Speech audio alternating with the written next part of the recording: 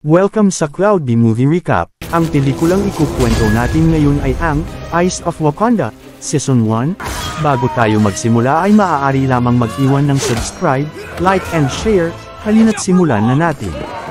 Nagsisimula ang palabas sa isang tanawin kung saan may mga gwardya sa isang nayon. Napansin nila ang ilang barko ng mga pirata na papalapit sa kanilang lugar, kaya't dali-dali nilang binalaan ang lahat. Ipinakita na ang mga mananakop ay mula sa Tribong Leon. Sinimulan nila ang pag-atake sa nayon at pinatay ang sinumang makita nila. Ngunit isang natatanging tagapagtanggol ng nayon ang lumaban mag-isa sa mga mandirigma ng Tribong Leon. Walang sinuman sa kanila ang nakaigupos sa kanya dahil sa kanyang pambihirang kakayahan. Subalit biglang dumating ang pinuno ng Tribong Leon at siya na mismo ang humarap sa mandirigma. Madali niya itong napigil at napalipad gamit ang kanyang kapangyarihang mula sa vibranium. Nahuli ang pinuno ng nayon at ilan sa mga naninirahan. Ipinahayag ng mga mandirigma ng Tribong Leon na mula ngayon ay magiging mga alipin sila. Sinumang magtatangkang lumaban ay pahihirapan at papatayin. Walang tumutol maliban sa hari at isang dalaga. Habang ang hari ay ginugulpi, tinangkang lagyan ng marka ang dalaga upang ipakita na siya ay pag-aari na, ngunit buong tapang niyang sinabi na wala siyang amo. Biglang tumalon ang eksena sa 6 na linggo bago nito sa Wakanda. Tinawag ni Akia, ang kasalukuyang pinuno ng Dora Milaje, si Noni, ang dating kasapi ng samahan.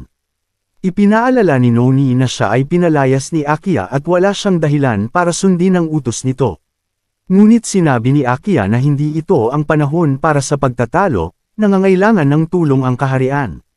Nawawala ang isa sa pinakamataas na opisyal nila, si Noti, dating kapitan ng mga Royal Guard, isang pambihirang mandirigma, at ikalawa lamang sa hari.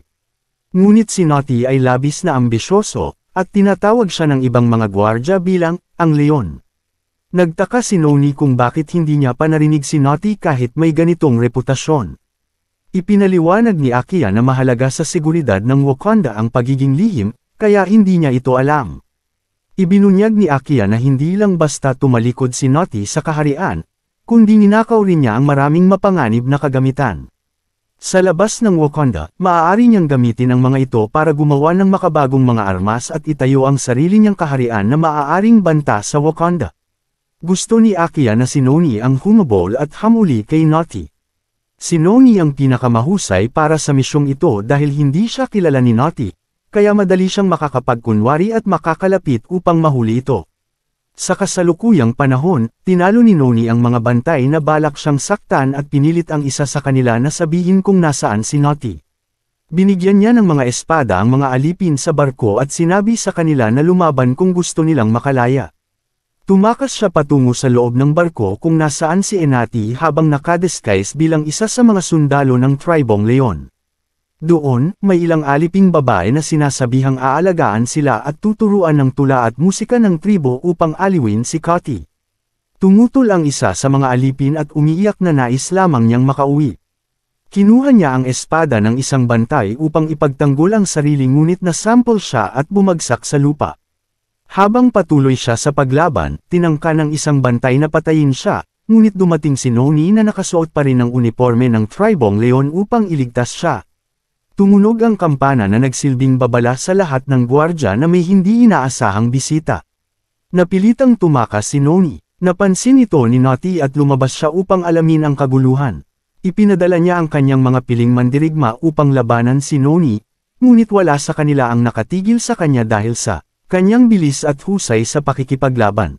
Habang nagaganap ito, pumasok si Noti sa kanyang silid upang kunin ang kanyang sandatang gawa sa vibranium. Samantala, nagtagumpay si Noni na talunin ang lahat ng mga espesyal na mandirigma ni Noti at nakapasok siya sa silid nito. Nang magkita sila ni Noti, sinubukan nitong kumbansihin siya na nilinlang siya ng Wakanda, tulad ng panlilinlang sa kanya.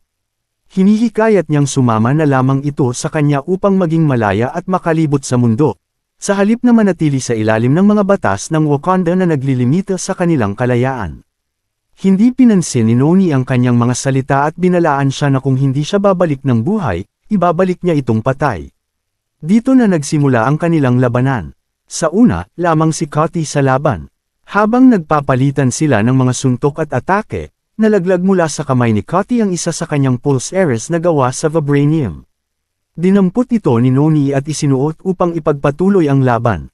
Natalo ni Noni si Cutty, ngunit si Inati, na ayaw ng makulong habang buhay, ay nagpasya na pasabugan ang sarili gamit ang vibranium, ngunit hindi bago makatakas si Noni palabas ng lugar. Pagbalik ni Noni sa Wakanda, dala ang pakiramdam ng pagkabigo sa hindi niya pagbalik ng mga ninakaw na sandata at hindi niya naibalik si Cutty ng buhay. Sinabi sa kanya ni Akia na natupad niya pa rin ang layunin, ang alisin ng banta sa Wakanda. Bilang gantimpala, inalok nila si Noni na ibalik sa kanyang dating posisyon bilang miyembro ng Dora Milaje ng Wakanda. Tumanggi si Noni sa alok.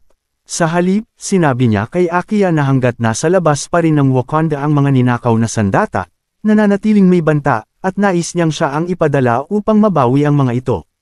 Sa susunod na yugto, nagsimula ang digmaan sa pagitan ng hukbong Griego at ng hukbong Troyano. Nagpadala ng mga altar ang mga Griego. Naniniwala ang mga Griego na mananalo sila sa digmaan dahil kasama nila ang isang taong pinili ng mga Diyos, si Achilles. Isa sa mga sundalong Griego ay si Menon, ngunit kilala siya ng mundo bilang si Agamemnon. Ang katotohanan, siya ay isang mandirigmang inutusang magpanggap ng Wakanda upang makapasok sa hukbo ng mga Griego. Ang kanyang tunay na misyon ay kunin ang isang artifact na may sangkap na vibranium na nakatago sa lungsod ng Troy. Habang pinangungunahan ni Achilles ang mabangis na pagsugod sa mga tarangkahan ng Troy, si Menon ay nakikipaglaban sa kanyang tabi.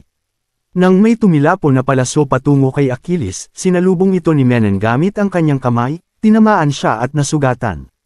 Sa kabila nito, iginiit niyang umatras sila. Galit ngunit sumusunod si Achilles. Kinagabihan, sa gitna ng katahimikan matapos ang labanan, nagkaroon sila ng tahimik na pag-uusap. Inalala ni Menon kung paano siya tinanggap ng mga Griego kahit siya ay isang dayo, at binigyan siya ng layunin. Biro pa niya, siya raw ang maglalagay ng barya sa mga mata ni Achilles kapag dumating na ang kanyang huling sandali. Malalim ang ugnayan nilang dalawa. Ngunit unti-unting nagkaroon ng hinala ang ibang sundalo kay Menon, na baka siya ay especially iya. Pinatahimik sila ni Achilles at ipinagtanggol si Menon, para sa kanya, ito ay kapatid na. Ibinunyag ng hari ng Gresya ang isang bagong plano upang sakupin ang Troy, gamitin ang isang Trojan horse upang makapasok sa loob ng lungsod. Gumanap si Menon sa kanyang papel sa pamamagitan ng pagtatago sa loob ng kahoy na estruktura na inialay bilang regalo sa mga Troyano. Nang ipinasok ito sa lungsod, nagsimula ang patibong. Tahimik na umatake ang mga Griego, ngunit hindi na kailangan ng katahimikan ng may isang Troyanong tumunog ng kampana, nagsimula ang malawakang labanan. Sa sandaling pinakakailangan siya ni Achilles, hindi siya matagpuan. Nakita ni Achilles si Menon na palihim na. Pumapasok sa palasyo ng Troy.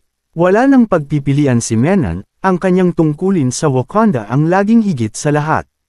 Umakyat siya sa isang tore upang kunin ang artifact. Sa loob ng silid ng Troy, nakita niya ang prinsesang si Helen na may suot na kwintas na may vibranium.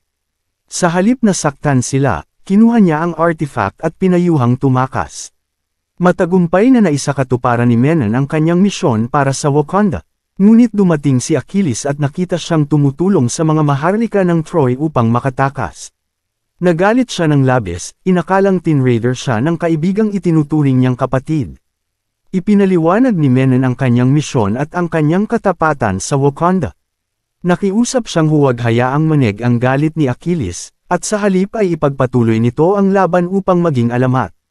Ngunit tumanggi si Achilles. Inakusahan niya si Menon ng pagiging sakam sa kapangyarihan. Nagsimula ang laban ng dating magkapatid, ngayoy magkaaway.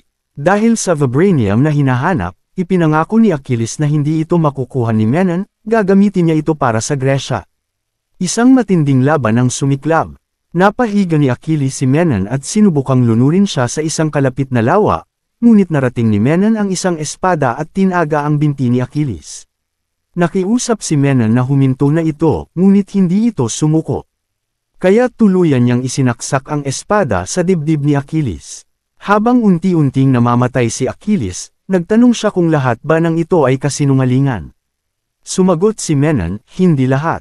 At bilang pagtupad sa kanyang pangako, marahang nilagay niya ang dalawang barya sa mga mata ng kanyang kaibigan habang ito'y humihinga ng huling beses. Makalipas ang 6 na buwan, bumalik si Menon sa Wakanda. Tinawag siyang muli sa kanyang tunay na pangalan, Kai. Ngayon, sinusuportahan na siya ni Aki. Sa mga talaan ng hari, nakatagpo niya si Noni na ngayon ay direktor na. Ipinaalala nito kay Kai na kahit peke ang pangalan at pagkatao nila sa labas ng Wakanda, totoo pa rin ang mga karanasang pinagdadaanan nila. Ngunit hindi naramdam ni Kai ang dating init ng tahanan sa Wakanda. Isang dekada ang lumipas, at nagbago na siya. Ang dating pamilyar na ritmo ng buhay ay tila malayo na. Ang alab ng kanyang tungkulin ay tila hamina. Ngunit alam pa rin niya kung sino siya at kung ano ang gusto niya. Humiling siyang bumalik sa larangan, hindi para sa panibagong misyon, kundi para tahakin ang sarili niyang landas. Dito na nagtatapos ang series. Salamat sa panunood hanggang sa susunod na video.